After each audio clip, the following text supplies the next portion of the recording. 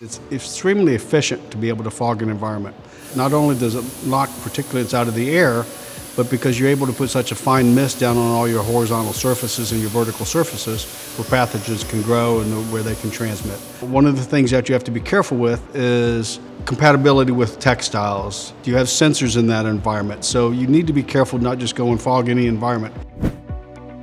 The high touch points are really where you have cross-contamination when people are touching the doorknobs, the water fountains, those high touch point areas.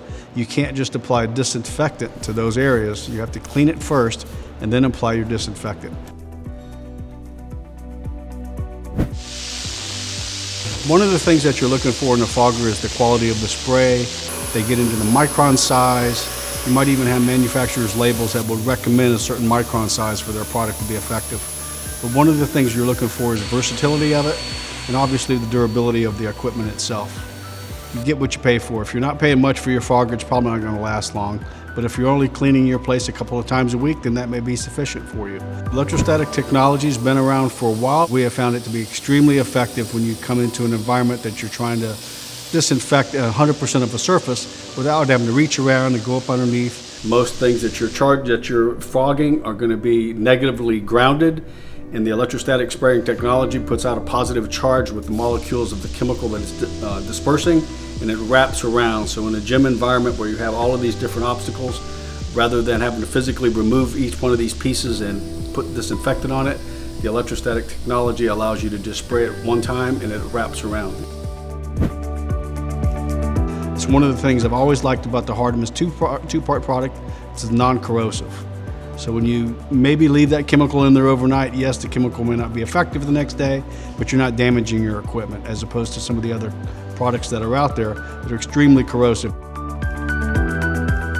So typically your manufacturer's label are going to have instructions on exactly how to apply that when you're fogging it, but most of them will show you or tell you that you need to do a basket weave pattern, and what you don't want to do on a vertical surface is have it to where it's running. So it's very much like painting in that sense, is that you don't want it running down the walls, but you want it to be wet. And then what you're looking for is the amount of dwell time that's needed. Typically, studies have shown that 90% of the active ingredients do their job in the first 30 or 60 to 90 seconds. Typically, they will show you to, or tell you to have that surface wet for 5 to 10 minutes. And that's just to let it finish doing its action. You should follow the manufacturer's label. It's always going to identify exactly what type of PPE you should be wearing. But when I am doing this type of work, I do it all day, every day, so I wear the max amount of PPE all the time. I wear this. If you were just doing this 5 or 10 minutes a day, you might not need a full suit. I always wear a respirator whenever I'm fogging. I always have eye protection when I'm mixing the product and when I'm fogging it.